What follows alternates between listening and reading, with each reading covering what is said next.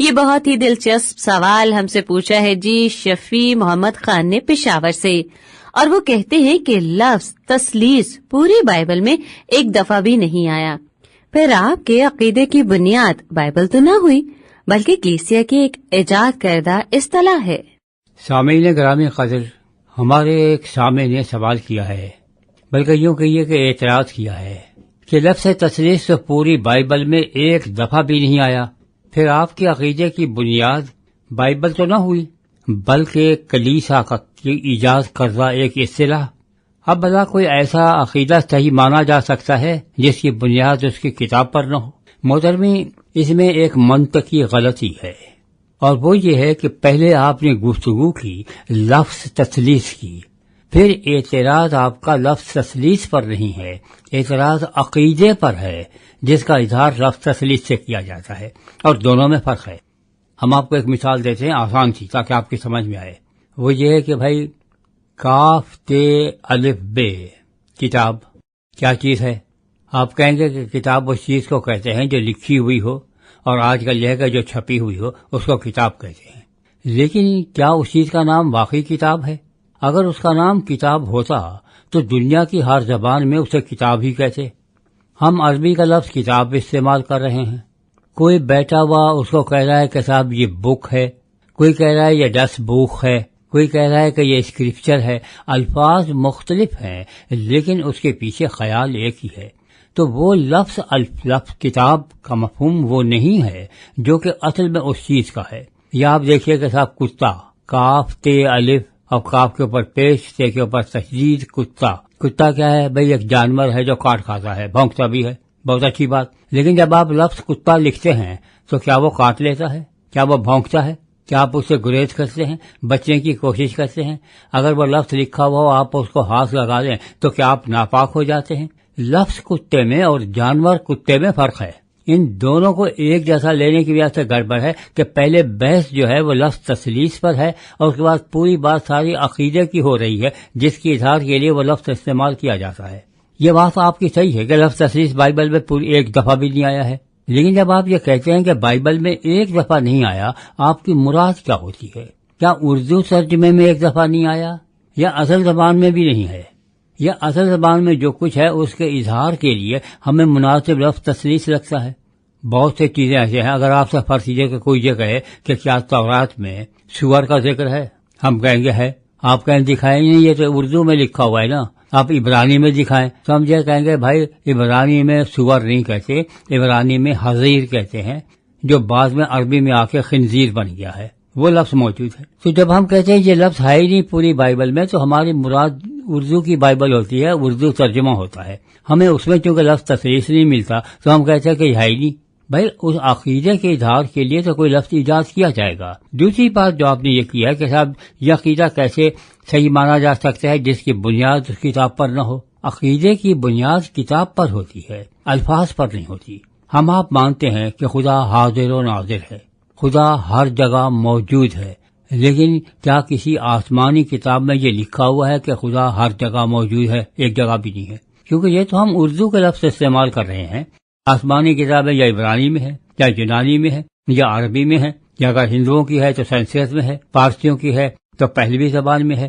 اب اس میں تو یہ نہیں لکھا ہوگا کہ خدا ہر جگہ موجود ہے، یہ تو اس کا مفہوم ادا کرنے کے لیے ہم لفظ استعمال کرتے ہیں، اور اصطلاحات بعد میں گھڑی جاتی ہیں۔ ہم آپ کو ایک عام سی مثال دیتے ہیں، اور وہ یہ ہے کہ صاحب عربی میں ایک لفظ ہے سوم، سواد واو میم سوم، عبرانی میں بھی وہ لفظ سوم ہے، صرف تھوڑا سا فرق ہے تلفظ کا، سوم اور سوم، وہ بھی سواد واو میم ہے۔ ساما یسومو کے معنی عربی میں ہوتے ہیں کسی چیز سے رک جانا، لیکن آپ یہ بتائیے کہ کیا اگر آپ راہ جا رہے ہوں اور آپ رک جائیں تو آپ یہ کہتے ہیں کہ آپ نے سوم رکھا ہوا ہے؟ یا آپ گاڑی چلا رہے ہیں، آپ نے لال بتی دیکھی اور آپ نے گاڑی روک لی، تو کیا آپ کہتے ہیں کہ یہ سوم ہے؟ پھر ہم نے سوچا کہ ہم اپنی زبان میں سوم کو کہیں تو کیا کہیں؟ ہمیں یہ معلوم ہوا کہ صاحب یہ دن میں رکھا جاتا ہے، رات کو نہیں رکھا جاتا۔ تو دن میں ہوتا ہے تو دن کو ہم روز کہتے ہیں. ہم نے پہلی زبان کا لفظ روزہ لے لیا، اور وہ روز وہی ہے جو بلوچی میں بھی آپ کو روشن ملتا ہے روشنی کے لیے جب سورج چمک رہا ہوتا ہے. تو جب روز ہوتا ہے، دن ہوتا ہے، اس میں جب آپ کھانے پینے سے رک جاتے ہیں، فواہش سے رک جاتے ہیں، جنسی تعلقات سے رک جاتے ہیں، تو آپ کہتے ہیں کہ یہ روزہ ہے. اب اگر آپ سے کوئی کہے کہ لفظ روزہ دکھائیے، بھائی روزہ فارسی کا لفظ ہے، ہم عربی میں کہاں سے دکھائیں، عبرانی میں کہاں سے دکھائیں، یونانی میں کہاں سے دکھائیں، لفظ نہیں ملے گا، لیکن وہ تصور ملے گا. تو آپ تصور کی بات اگر کہیں کہ کیا تثلیث کا تصور پایا جاتا ہے یا نہیں، یہ بالکل الگ سوال ہے. لیکن لفظ تثلیث نہیں پایا جاتا بھائی، اس طرح سے لفظ توحید بھی نہیں پایا جاتا. یہ کہاں لکھا ہوا ہے؟ واحد ملتا ہے خدا کے لیے، احد ملتا ہے، لیکن لفظ توحید تو کہیں بھی موجود نہیں ہے. یہ بعد میں ہمیں بنانا پڑ گیا کہ اس بات کو ظاہر کرنے کے لیے کہ خدا احد ہے یا خدا واحد ہے، ایک ہے، ہم اس کو کہیں تو کیا کہیں. تو ہم نے عربی کا لفظ ایک توحید ایجاد کیا اور وہ اس کے لیے استعمال کرنے لگے. تو زبان جو ترقی کرتی ہے اس سے الفاظ جو آپ نئے بنانے پڑ جاتے ہیں، جب نئی ضروریات پیش آتی ہیں تو ان سے اس حقیقت کا اظہار نہیں ہوتا. وہ تو صرف یہ کہ اس کو ہم کہیں گے کیا.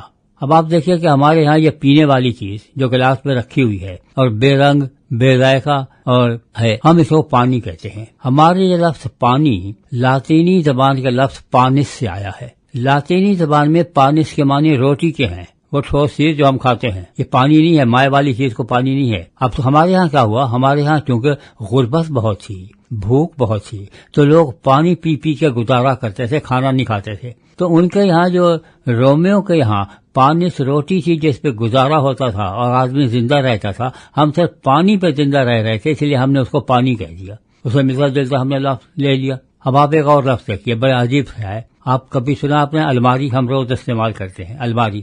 الماری کیا چیز ہے؟ ہمارے پاس اردو میں یہ لفظ تھا ہی نہیں. یہ سب سے پہلے ہمیں آ کے پرتگال کے لوگوں نے بتایا.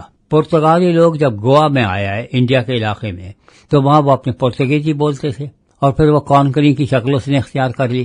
تو جس بڑے سے صندوق میں وہ اپنے ہتھیار رکھا کرتے تھے، پستول ہے، تلوار ہے، اس قسم کی چیز، تو وہ کہتے تھے کہ یہ ارماریا ہے. آرم امیونیشن آج آپ استعمال کرتے ہیں اسلحے کے لیے. تو جس میں اسلحہ رکھا جاتا تھا، آرمز رکھی جاتی تھی، اس کو آرماریا کہتے تھے. تو آرماریا ہمارے یہاں الماری بن گیا. اب آپ کہیں گے کہ صاحب اس سے پہلے دکھائیں، پہلے الماری ہوتی نہیں تھی تو ہم کیا کرتے، کہاں سے لے کے آتے؟ جب کوئی چیز سامنے آتی ہے آپ پھر اس کے لیے کوئی ایجاد کرتے ہیں، کوئی لفظ کس کو کہا جائے تو کیا کہا جائے. ہمارے ہاں عام طور پر آپ کو معلوم ہے کہ جنگل ہوتے ہیں. ہمارے ہاں جنگل کا تصور صرف یہی نہیں ہے کہ وہاں پہ پیڑ ہوں، بلکہ ایسا ہوتا ہے کہ بے تحاشا پیڑ ہوں، آبادی نہ ہو. انگلینڈ میں جہاں پیڑ ہوتے ہیں وہاں پہ لوگ ہوتے ہیں، گھروں میں بھی پیڑ ہوتے ہیں، ادھر ادھر پیڑ ہوتے ہیں، سبزہ ہی سبزہ ہے. تو انہوں نے ہمارے یہاں سے لفظ جنگل لے لیا اور انگریزی میں بھی جنگل استعمال کرنے لگے، کیونکہ ان کے پاس کوئی چھائی نہیں. اب بیچارے کرتے تو کیا کرتے. ہمارے پاس ایک دیگچی ہوا کرتی تھی، انگریز دیگچی میں پکاتا ہی نہیں تھا. وہ جب یہاں پر آیا انہوں نے دیکھا ایک چیز ہے، اس کو بھئی آپ کیا کہتے ہیں؟ تو ہم نے کہا بھئی بڑی ہو تو دیگ کہتے ہیں، اس کا یہ بچہ ہو چھوٹا سا تو ہم اس کو دیگچی کہتے ہیں. تو وہ انگریزی میں لفظ بگڑ کے ڈکسی بن گیا کہ صاحب یہ ڈکسی بن گیا. اور وہ ڈکسی جس میں وہ پکاتے تھے، رکھتے تھے سارا سازو سامان چھپا کے، کیونکہ ننگا تو کھانا نہیں رکھتے آپ، ڈھک کے رکھتے ہیں. تو پھر اس کے بعد گاڑی کا وہ حصہ جس کے اندر آپ کچھ یہ اپنے جیک ویک یا چیزیں رکھ دیتے تھے اور بند کر دیتے تھے، تو ہم نے کہا کہ یہ اس کی ڈگی ہے. وہ ڈگی وہ بگڑی ہوئی شکل ہے اسی ڈکسی کی اور دیگچی کی. جب نہیں ہوتی تھی دیگچی تو دیگچی کا لفظ بھی نہیں تھا، جب ڈگی نہیں ہوتی تھی، گاڑیاں نہیں ہوتی تھی تو لفظ ڈگی بھی موجود نہیں تھا. تو جیسے ہی عقائد سامنے آتے ہیں تو پھر سب ضرورت پیش آتی ہے کہ اب ان کے اظہار کے لیے کوئی مختصر سا کوئی لفظ یا کوئی اصطلاح ایجاد کر لی جائے تاکہ بار بار ہمیں لمبی چوڑی تقریر نہیں کرنی پڑے. تو اسی طرح سے یہ عقیدہ کہ خدا ہے، واحد ہے، لیکن واحد کیسا ہے؟ کہیں ایسا واحد تو نہیں ہے پتھر کی طرح سے توڑو تو دو پتھر ہو جائے، یا وہ ایسا واحد ہے کہ انسان کی طرح سے کہ آپ اس کو کاٹے تو دو انسان نہ ہو بلکہ انسان بھی نہ رہے.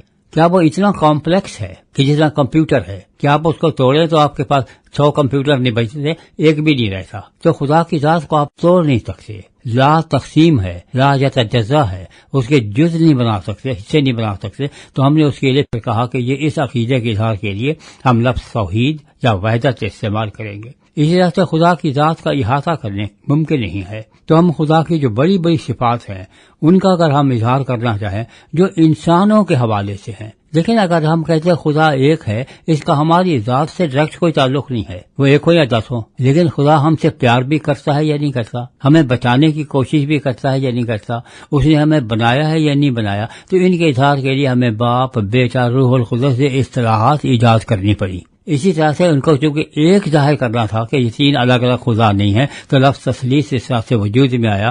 سب سے پہلے ٹرینیٹاس کا لفظ لاطینی زبان میں آیا اس عقیدے کے اظہار کے لیے، تو اس کا انگریزی میں اٹھا کے اس کو ٹرینیٹاس کو ٹرینیٹی بنا دیا گیا. لیکن اب علماء کرام کہتے ہیں کہ بہتر لفظ جو ہے وہ ٹرینیٹی نہیں ہے بلکہ ٹرائی یونٹی ہے، کہ وہ ہے وحدت لیکن 3 مختلف پہلوؤں سے بیان کی گئی ہے. تو محترمین، آپ کا یہ سوال کہ صاحب یہ لفظ تو آیا ہی نہیں ہے تو اس پہ بنیاد کیسے ہو گئی؟ تو بنیاد لفظ پہ نہیں ہوتی، بنیاد عقیدے پر ہوتی ہے کہ وہ اس فعل پر ہے کہ جو اس چیز کے اظہار کے لیے ہے کہ وہ اس کے لیے ہے یا لفظ یا نہیں ہے. اس سلسلے میں بعض دفعہ لوگ زیادتی بھی کرتے ہیں، بالکل اسی طرح سے کہ جب ہم توحید بیان کرتے ہیں عام طور پر خدا نہیں رہتا ہے یا ایسا خدا بن جاتا ہے جس کا ہماری ذات سے کوئی تعلق نہیں ہوتا. وہ اکلوتا ہونے کے ساتھ ساتھ اتنا تنزیہ ہو جاتا ہے، منزہ ہے، پاک ہے کہ اس کو ہم عرش معلیٰ پہ جا کے بٹھا دیتے ہیں. وہ نیچے اترتا نہیں ہے کہ ہماری کبھی اس سے ملاقات ہو اور ہماری کوئی بات ہو سکے، ہمارا تعلق. ہم صرف ہوا میں باتیں کرتے رہتے ہیں اور کہتے ہیں کہ ہم خدا سے باتیں کر رہے ہیں یا ہم خدا سے دعا مانگ رہے ہیں. تو یہ چیزیں جب سامنے آتی ہیں پھر ہم سوچتے ہیں کہ اس کے لیے مناسب لفظ کون سا استعمال کیا جائے کہ جو اس عقیدے کے اظہار کے لیے ہو. تو لفظ کی بات نہیں ہے، عقیدے کی بات ہو رہی ہے. کیا یہ عقیدہ موجود ہے یا نہیں؟ ہمارا کہنا یہ ہے کہ یہ عقیدہ موجود ہے. نہ صرف یہ کہ یہ کتاب مقدس میں موجود ہے بلکہ یہ عقیدہ پوری کائنات میں موجود ہے.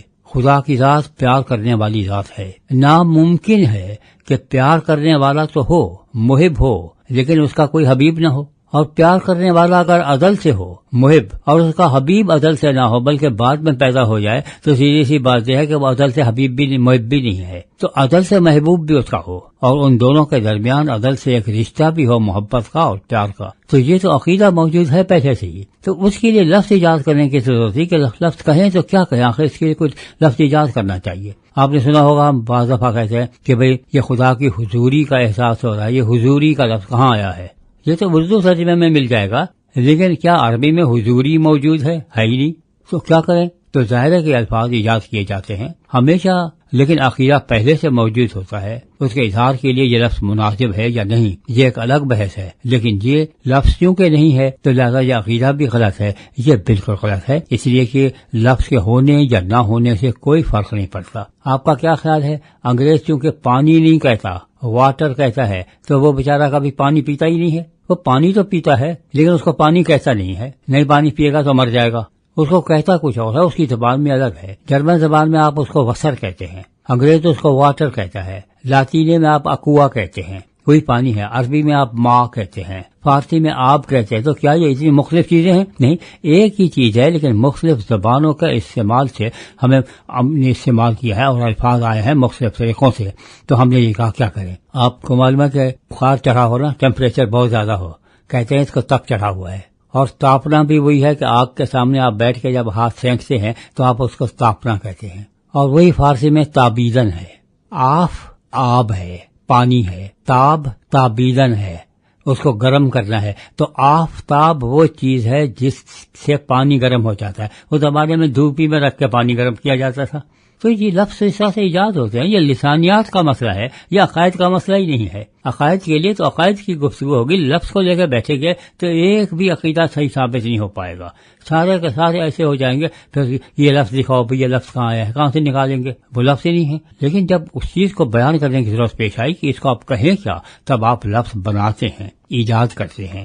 یا پہلے سے ایک لفظ موجود ہوتا ہے اس کو ایک اور مفہوم دے دیتے ہیں اور پھر آپ کہتے ہیں کہ یہ اس مفہوم کے لیے ہم استعمال کریں گے اور وہ اسی مفہوم میں استعمال ہونے لگ جاتا ہے.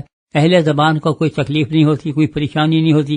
غیر اہل زبان کو پریشانی ہوتی ہے کہ اب ہم اس کو کریں تو کیا کریں. ہمارے ساتھ مسئلہ یہی ہوا ہے کہ عقائد کے لحاظ سے کیونکہ ہر مذہب کی اصطلاحات الگ ہیں اور ہماری اصطلاح سے دوسرے کی اصطلاح نہیں ملتی، تو ہم یہ سمجھتے ہیں کہ شاید اس کا عقیدہ یہ نہیں ہے. اس بیچارے کا عقیدہ وہی ہے لیکن اس کے ہاں وہ لفظ نہیں ہے، صرف مجبوری یہ ہے. تو محترمین، آپ کوشش یہ کیجیے کہ الفاظ سے الجھنے کی بجائے ان کی روح تک پہنچنے کی کوشش کریں کہ اس کے پیچھے خیال کیا ہے، وہ کون سا تصور ہے جو پیش کیا جا رہا ہے۔ تو آپ یہ دیکھیں گے کہ تثلیث کا عقیدہ، تثلیث پہ توحید اور توحید پہ تثلیث، کہ نہ تو توحید کو قربان کر دیا جائے، خدا کی وحدت پہ چوٹ پڑے، اور نہ ہی اس طرح سے کہ وحدت کو اتنا لے لیا جائے کہ اس کے بعد وہ ہمارے کسی کام کا ہی نہ رہے، بلکہ اسے کہیں دور رکھنا پڑ جائے۔ تو اللہ تبارک و تعالیٰ آپ کو توفیق عطا فرمائے کہ آپ سمجھنے کی کوشش کریں کہ لفظوں سے ہمیں نہیں کھیلنا، یہ لفظوں کا کھیل نہیں ہے، یہ زندگی اور موت کا کھیل ہے۔ مطلب بہت سنجیدہ چیز ہے، جب خدا کے بارے میں آپ سوچتے ہیں الفاظ میں الجھ کے رہ جائیں گے تو پھر کچھ بھی نہیں ہوگا، لیکن اگر آپ اس حقیقت تک پہنچنے کی کوشش کریں گے۔ اب آپ یہ بتائیے کہ کیا عقیدہ تثلیث آپ کو بچاتا ہے؟ ہم کہیں گے نہیں بچاتا۔ کیا عقیدہ توحید آپ کو بچاتا ہے؟ بالکل نہیں بچاتا۔ ہم 100% بڑے یقین سے کہہ رہے ہیں نہ عقیدہ توحید آپ کو بچاتا ہے، نہ عقیدہ تثلیث بچاتا ہے، آپ کو بچاتی ہے خدا کی ذات، جس کے بارے میں ہم لفظ توحید یا تثلیث استعمال کرتے ہیں۔ تو خدا کے بارے میں گفتگو کیجئے، اس ذات باری تعالیٰ کے بارے میں بات کیجئے کہ وہ اگر اس ذات کو مانتے ہیں تو وہ آپ کو بچائے گا۔ اگر آپ اسے نہیں مانتے اور صرف الفاظ کو لے کے بیٹھے رہیں گے، آپ الفاظ تو بہت خوبصورت استعمال کریں گے لیکن خدا تک رسائی ممکن نہیں ہوگی، کیونکہ اس صورت میں یہ الفاظ آپ کے لیے خدا کی ذات تک پہنچنے کا وسیلہ نہیں ٹھہرتے، بلکہ سد راہ بن جاتے ہیں، ایک دیوار بن کے راستے میں کھڑے ہو جاتے ہیں اور آپ خدا کی ذات کو نہیں پہچان پاتے۔ ہماری دعا یہ ہے پروردگار عالم آپ کو اس ذات کو پہچاننے کی توفیق عطا فرمائے کہ جس کو ہم مختلف طریقوں سے اور مختلف ناموں سے یاد کرتے ہیں، اور اس کے سارے نام پیارے ہیں، چاہے آپ اس کو توحید کہیں، چاہے اسے تثلیث کہیں، آپ اس کو باری تعالیٰ کہیں، اللہ کہیں، خدا کہیں، بھگوان کہیں، کچھ بھی کہیں، لیکن وہ ذات اگر مقصود خاطر ہو اور اس سے تعلق مقصود خاطر ہو تو ہمارے بچنے کے امکانات ہیں، ورنہ یہ الفاظ ہمیں مروا دیں گے۔